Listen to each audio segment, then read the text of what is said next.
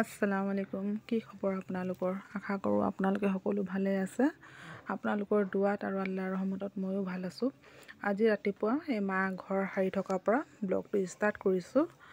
আৰু আজি যোৱা কেইদিনমানৰ পৰা মই ঘৰখন সাৰা নাই, কাৰণ মোৰ হাতখনত অলপ কচকা খাইছে আৰু সেইকাৰণে মায়ে ঘৰখন সাৰি আছে। আৰু মই এইফালে মোৰ ৰুমটো চাফা কৰি আছিলোঁ। এয়া মই মোৰ ৰুমটো চাফা কৰি আছোঁ। বিচনা মোৰ ৰুমৰ বিচনাখন মই নিজে উঠাই দিছোঁ। সেয়ে উঠালোঁ আৰু এতিয়া মায়ে এয়া কলখিনি কাটি থ'লে, কাচকল হয় এইখিনি, কাচকল কাটি থোৱা হৈছে। ভাতখিনি দমত দিয়া হ'ল। আৰু আজি মাছ আনিছিলে, এয়া মাছত হালধি নিমখ দি কিনে থৈছে। আৰু ইয়াতে মাছৰ কণী আছে, এইখিনি ধুই থোৱা হৈছে, এইখিনিও ভাজি কৰা হ'ব।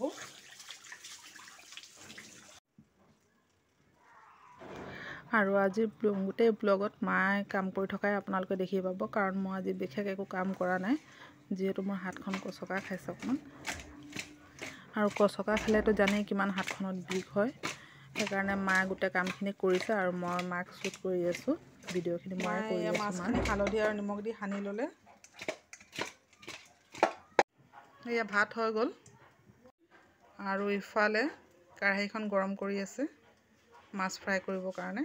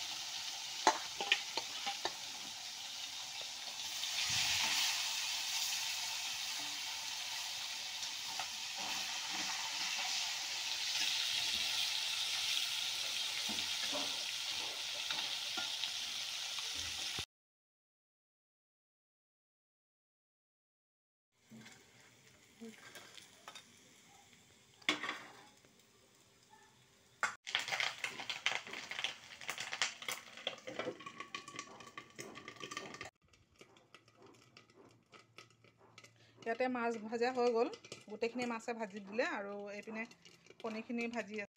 কি ক'লোঁ, কণীখিনি ফুটি থকাৰ কাৰণে ইয়াতে ঢাকনি মাৰি থোৱা হৈছে, যাতে চিটিকি চাৰিওপিনে পৰি নাযায়।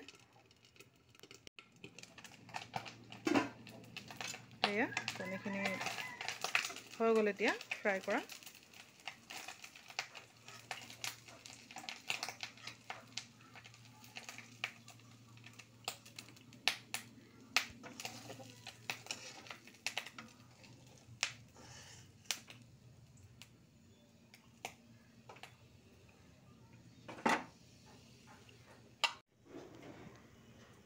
আৰু এয়া মাছৰ কণীখিনি এতিয়া ভাজা হৈ গ'ল। ইয়াত তেল গৰম কৰি লৈছে তৰকাৰীখিনি বনাবৰ কাৰণে।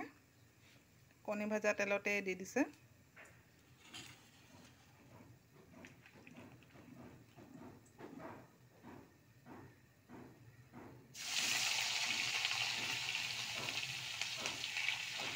এতিয়া পিঁয়াজ দিলে,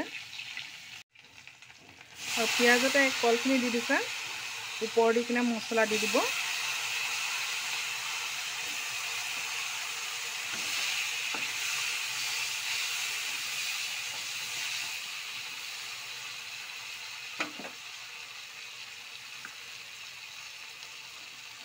এতিয়া হালধি দিছে,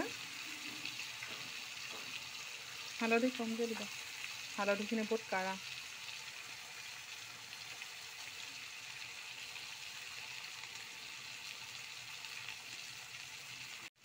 আৰু ইয়াত জলকীয়া গুড়ি দি দিছে,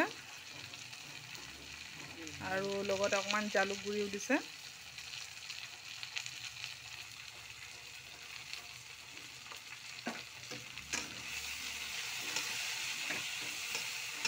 এতিয়া মছলা দি কিনে ভালকৈ কষাই ল'ব।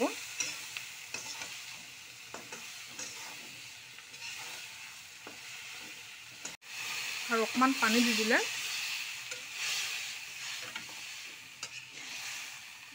নিমখ নাই দিয়া।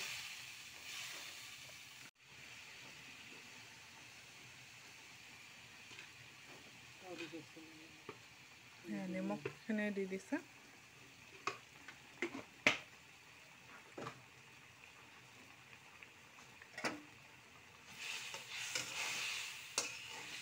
এতিয়া ভালকৈ কচাই ল'ব, কচাই কিনে পানী দি কিনে তাৰপিছত মাছখিনি দি দিব, তৰকাৰী হৈ যাব আৰু ইয়াতে তৰমুজ থোৱা আছে। তৰমুজটো আজি কেইবাদিনো হ'ল আনি কিনে থোৱা হৈছিলে। আধাখিনিতকৈ বেছি খাই শেষ কৰা হ'ল আৰু এইখিনি অকণমান থাকিলে, এইখিনি এতিয়া কাটি আমি খাই দিম, নহ'লে বেয়া হৈ যাব। কটা হয় ন, গোটা থাকিলে বেয়া নহ'লে হয়।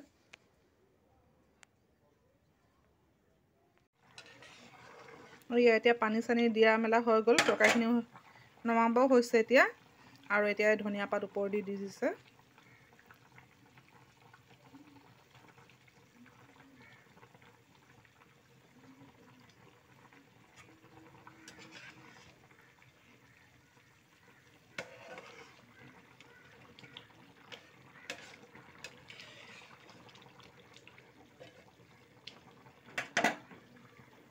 এতিয়া আৰু তৰকাৰী হৈ গ'ল। 1-1.5 মিনিটমান থৈ তাৰপিছত অফ কৰি দিব গেছটো, হৈ গ'ল আৰু। সেয়া তৰমুজটো কাটা হৈ গ'ল, কাটি কিনে লোৱা হ'ল আৰু এইপিনে থোৱা হৈছে এইখিনি বাকলিখিনি পেলাবলৈ। এতিয়া ইয়াতে অলপ উঠাই দিওঁ।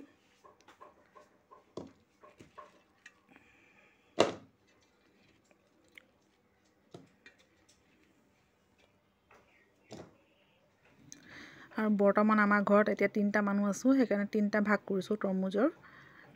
অকণমান সৰহ ভাগখিনি মই লৈছোঁ, কাৰণ মই তৰমুজ খাই ভাল পাওঁ সেইকাৰণে।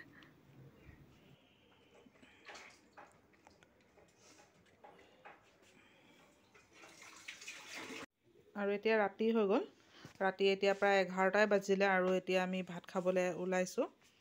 আৰু এতিয়া এই মায়ে আকৌ কঁঠাল তৰকাৰী বনালে আজি, কঁঠাল আৰু দাইল মিলাই কিনে। এইটো ৰঙালাও ভাজি আৰু এইখিনি হ'ল দিনতে বনোৱা কাচকল আৰু মাছৰ তৰকাৰীখিনি। আৰু এতিয়া আমি ভাত খাবলৈ লৈছোঁ। আৰু আজিৰ ভিডিঅ'টো ইয়াতে শেষ কৰিছোঁ। ভিডিঅ'টো আপোনালোকে চাই ভাল পালে লাইক কৰিব, শ্বেয়াৰ কৰিব আৰু ছাবস্ক্ৰাইব কৰিব। ধন্যবাদ।